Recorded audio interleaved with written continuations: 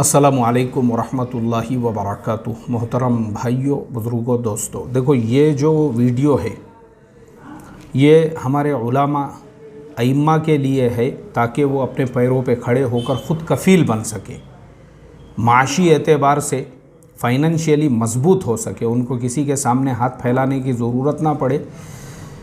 तो ये वीडियो मैं ख़ास उनके लिए बना रहा हूँ, लेकिन आम लोग भी जो है, अगर आपको पूरा देखना है आप भी देख सकते हैं, क्योंकि मैं इसमें वही बताने वाला हूँ आप जॉब कैसे हासिल कर सकते हैं, अपने आप को फाइनेंशियल स्ट्रॉन्ग कैसे कर सकते हैं मजबूत।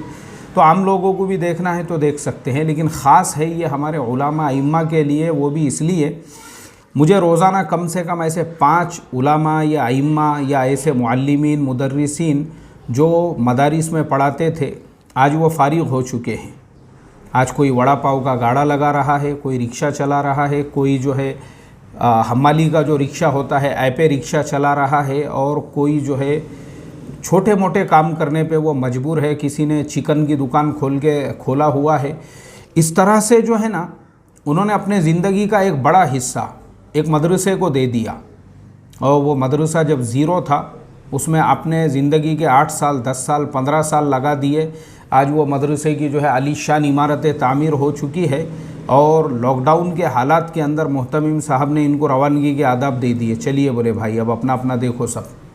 एक मस्जिद जो पतरे की मस्जिद थी, और इमाम साहब ने उस मस्जिद में अपना खून पसीना सब कुछ लगा के उसको 4-5 फ्लोर की आरसीसी की मस्जिद बना दिए। आज उन्हीं इमाम साहब को बोले यार तनख्वाह का इंतज़ाम नहीं हो रहा है, तुम्हारा देखो। तो चूँकि मैंने इससे पहले बताया हूँ इंडिया में रह रहे हैं, तो यहाँ पे लोगों में इंसानियत इनके बाप ने सिखाया नहीं है। तो कुत्ते और सूअरों के कल्चर में तुम रहते हो, और इनसे अगर तुम ये उम्मीदें करते हो कि ये तुम्हारे साथ इंसानों के जैसा सुलूक करोगे। हाँ, मोमिन और ईमान वाला ये बहुत ऊंचे दर्जे की बात है, इसकी इनको हवा भी नहीं लगी। ये इंसान कहलवाने के भी लायक नहीं है। ईमान वाला और मुसलमान और वो बहुत ऊंचे, इनके बाप दादा को भी हवा नहीं लगी उसकी, भिखारियों को। तो खैर इनमें इंसानियत भी नहीं है।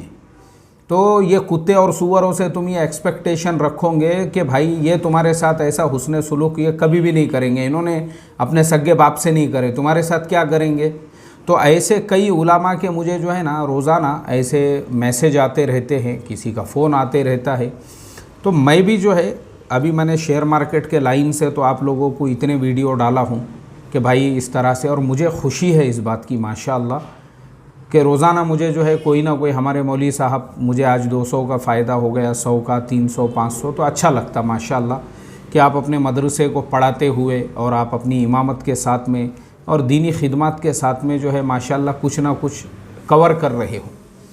अब बहुत सारे ऐसे हैं वो कहीं नहीं हैं, अभी वो फारिग हो चुके हैं, और जो है मदारिस ने उनको रवानगी के आदाब दे दिए 2-2 साल से, कुछ ही नहीं है उनके पास में, और वो परेशान इस तरह से घूम रहे हैं। और उनका जो है वही उनके पास में जो है छोटे मोटे काम उनको करना पड़ रहे हैं। हालांकि उन्होंने अपने मदरसे में पढ़ने के ज़माने में जो मेहनतें, जो मशक्क़तें, जो मुजाहिदे बर्दाश्त किए थे वो बोल नहीं सकते अभी हम। यानी मैं अगर आपको मेरी अपनी मिसाल देकर बताऊं कि भाई हमने भी जो है हमारे तालिब इल्मी के ज़माने के अंदर, मुझे याद है जामिया हुसैनिया रांदेर में जब हम पढ़ते थे, सर्दी के मौसम में गुस्ल सुबह सुबह जो है खुले में आपको करना पड़ता था। सर्दी हो रही है, सुबह 4:30 बजे आप उठे हैं और खुले में नल खोल के उसके नीचे जो है बैठ जाना पड़ता था।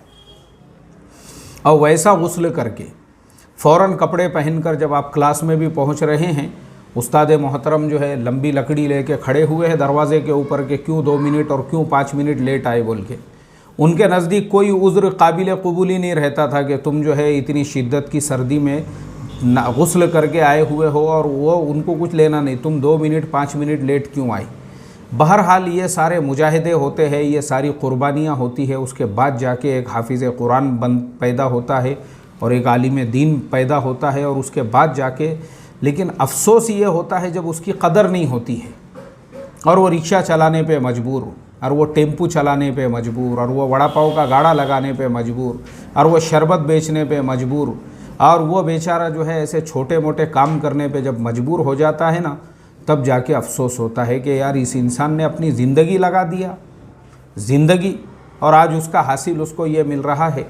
तो देखो मैं सिर्फ़ आप लोगों को ये सारे आज तरीक़े बताने वाला हूँ और वो करना सब आपको है।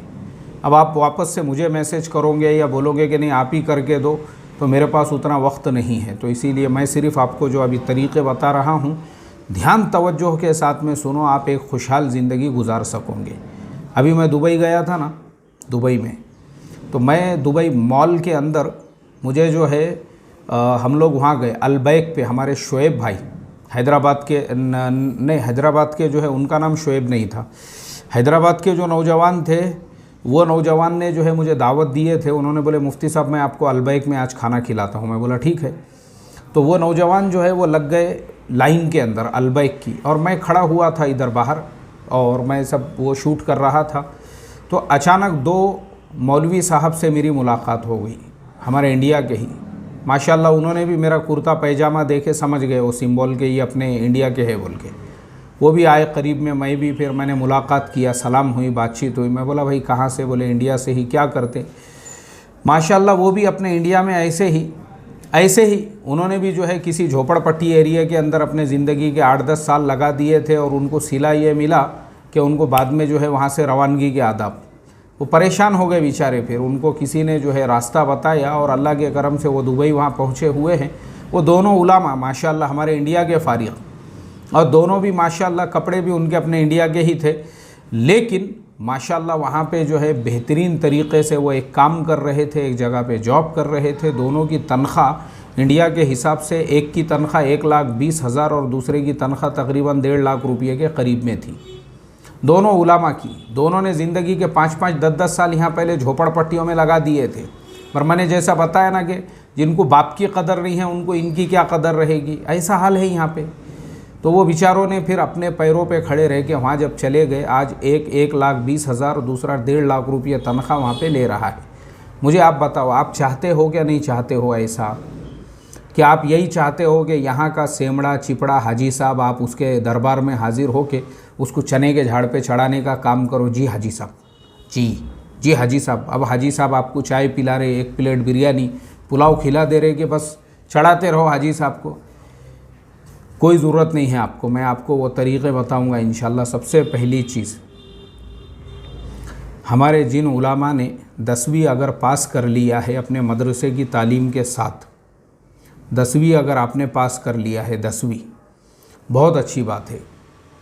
और अगर मान लो आपने जो है ना 10वीं से भी ज़्यादा तालीम हासिल की है, यानी जैसे अगर आपने ग्रेजुएशन कर लिया, जैसे मौलाना आज़ाद कॉरपोरेशन से ग्रेजुएशन आजकल किया जा रहा है, ऐसे ही जो है बहुत सारी यूनिवर्सिटीज़ है, Indira Gandhi national open university, Hamdard university और JNU, और इसी तरह से और भी एक यूनिवर्सिटी है सेंट्रल गवर्नमेंट की। अगर आपने किसी से भी ग्रेजुएशन अगर आपने कर लिया हुआ है, वो तो नूरुन आला नूर है। मान लो अगर उतना नहीं किया हुआ है आपने, और मैंने इससे पहले भी बताया हूँ कि दारुल उलूम देवबंद है, नदवतुल उलमा लखनऊ है, मज़ाहिर उलूम सहारनपुर है, और भी कुछ इदारे ऐसे हैं, मुझे सबकी फ़हरिस्त पता नहीं है, जिनकी जो आलिमियत की सनद है वो ख़ुद ग्रेजुएशन के बराबर है। उसके बेस पे अगर आपने MA किया हुआ है या और कुछ किया है ना, अब देखो मैं आपको आगे का तरीक़ा बताता हूँ, वो कर लो आप। अगर कर लिए है जिन्होंने, वो अभी फ़ौरन मेरी इन बातों पे अमल करे।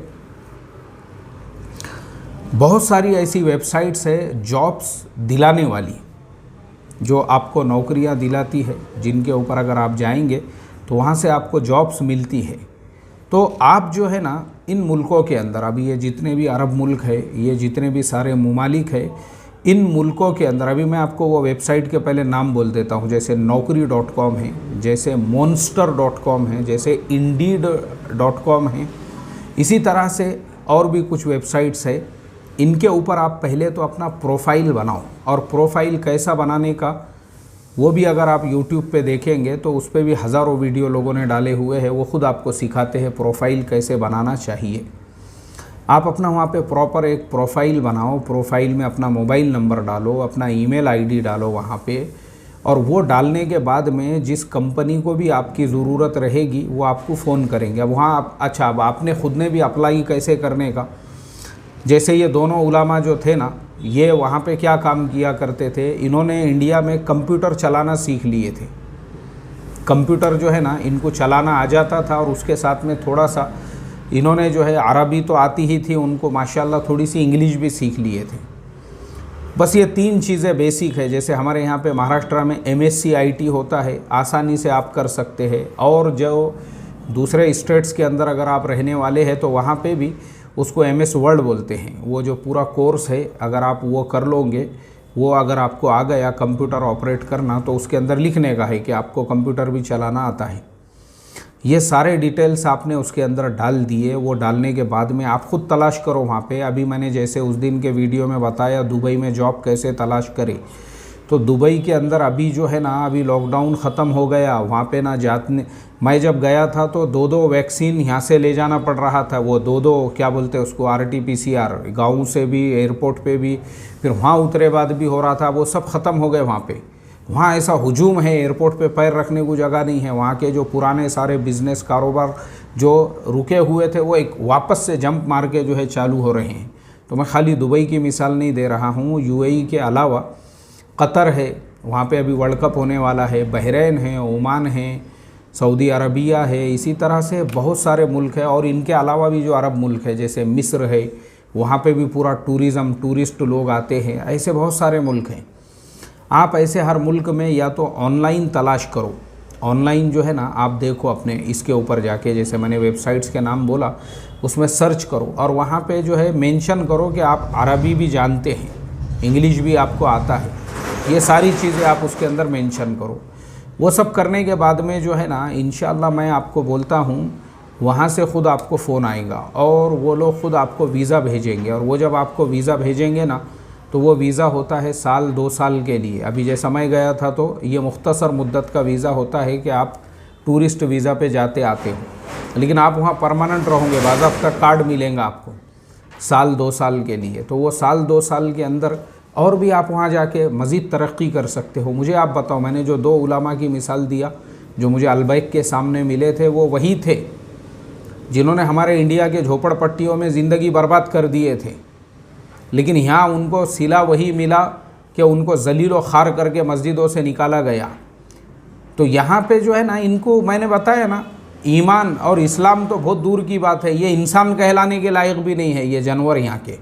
लेकिन वहाँ जाके आज देखो वो 1.5 लाख और 1.25 लाख रुपये जो है तनख्वाह ले रहे हैं, आराम से है। मैंने उनको पूछा, वो फैमिली के साथ में है वहाँ पे, माशाअल्लाह। अब आप बोलेंगे यार फैमिली को, वहाँ आप फैमिली को भी लेकर जा सकते हैं, कोई इतना महंगा नहीं है दुबई। इतना वहाँ पे खाने पीने की चीज़ें तो अपने यहाँ से भी ज़्यादा सस्ती लगी मुझे वहाँ पे, यानी ये सारे अरब मुल्कों के अंदर।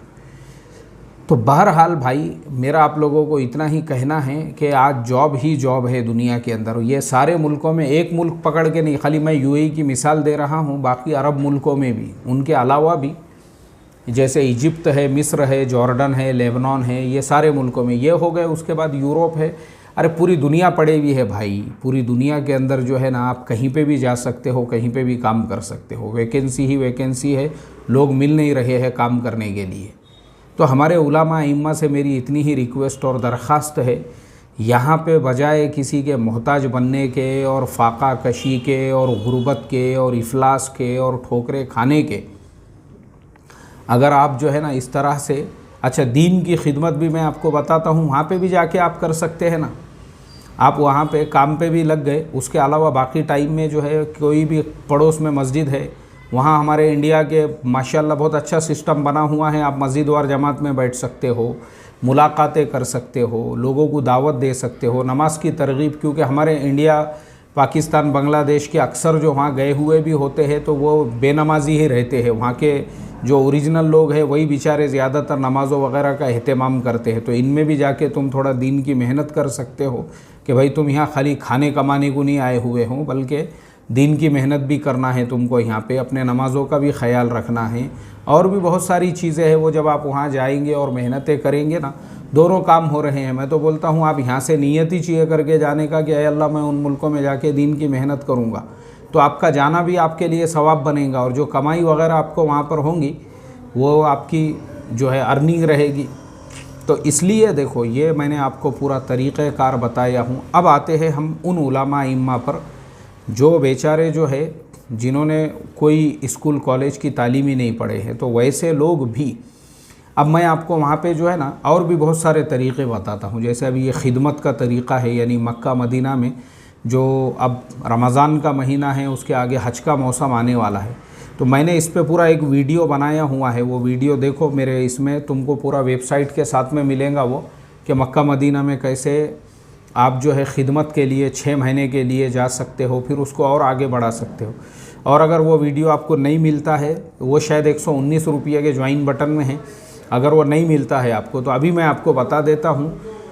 जो सऊदी अरबिया की वज़ारतुल औक़ाफ़ की जो वेबसाइट है, उसके ऊपर जो एक्सटर्नल अफेयर्स मिनिस्ट्री है वहाँ की, सऊदी अरबिया की, उनकी वेबसाइट के ऊपर वो लोग इसके बारे में पूरे डिटेल्स डालते हैं, और उसी पे आपको अपने पूरे डिटेल, आपको एजेंट की ज़रूरत ही नहीं है, आप डायरेक्ट उनसे ये कीजिए, वो डायरेक्ट आपको वीज़ा भेजेंगे 6 महीने 8 महीने के लिए। माशाल्लाह खिदमत भी हो रही है आपको, वो भी जो है आपको तकरीबन 2,500 से 3,000 रियाल जो है हदिया भी देते हैं, यानी तकरीबन आपको जो है 40-50 हज़ार रुपये वहाँ पे मिल भी रहे हैं, और हरमैन की खिदमत भी हो रही है। उसके अलावा जो लोग वहाँ पे चलते फिरते हैं, वो भी 1 रियाल 2 रियाल 5 रियाल, मैंने खुद दिया हूँ कई लोगों को ऐसा, तो इस तरह से वो भी देते रहते हैं खिदमत करने वालों को, और वो कोई भीख नहीं है बल्कि खुशी है लोगों की, बिल्कुल ले सकते आप। इस तरह से भी जो है आप वहाँ पे ख़िदमत कर सकते हैं। वो इसमें भी हरमैन की ख़िदमत के लिए भी, आम लोगों के लिए भी बता रहा हूँ मैं, वो भी कर सकते हैं इस तरह से अप्लाई। इसी तरह से फिर जो है ऐसे ही हर मुल्क की जो एक्सटर्नल अफेयर्स मिनिस्ट्री है, वहाँ जाके आप इमाम और मुअज्जिन के लिए भी अप्लाई कर सकते हो कि भाई हम जो है इमामत के लिए, हम आपने क्या पढ़ा है, वो लोग इंटरव्यू लेते हैं ऑनलाइन। इसी तरह से मुअज्जिन के लिए भी। और मेरे लिए दुआ करो, क्योंकि मैं जैसा अभी बताया था आपको, GCC वालों से मेरी बात हुई है। अगर अल्लाह ताला ने मुझे मौका दिया है उन लोगों के साथ काम करने का, और मेरा कुछ तरतीब बनती है ना, तो इंशाल्लाह हम खुद ये सिलसिला शुरू करेंगे, हम खुद, कि हमारे उलामा अइम्मा और आम लोग जो है उनके लिए हम क्या कर सकते हैं, वो अपने आप को फाइनेंशियली स्ट्रॉन्ग कर सके, और उनको वहाँ पे जॉब्स वगैरह मिल सके, और काम वगैरह वहाँ पे कर सके। लेकिन जब तक वो नहीं होता है तब तक तो आप इस तरीक़े से करो जैसा मैंने आपको बताया है। आम लोग भी कर सकते हैं, लेकिन उलमा इम्मा के लिए मैं ख़ास तौर पे ये तमाम बातें बताया हूँ, उस पर आप अमल कीजिए, इंशाल्लाह ज़िंदगी बदलेंगी। मैंने आपको बताया ना, मैं ख़ुद मिला हूँ वो 2 उलमा से, मैं ख़ुद मिला हूँ, और उन्होंने ख़ुद मुझे यही बताया कि हमने भी इंडिया में कितने सालों तक किस किन इलाक़ों के अंदर हमने खिदमत अंजाम दी, लेकिन जब तंग आ गए हम ये तमाम बातों से, तो फिर उनको मजबूरन वहाँ पे हिजरत करना पड़ी, और आज खुशहाल ज़िंदगी गुजार रहे हैं। अल्लाह हिफाजत फरमाए। अस्सलामु अलैकुम व रहमतुल्लाहि व बरकातुहू।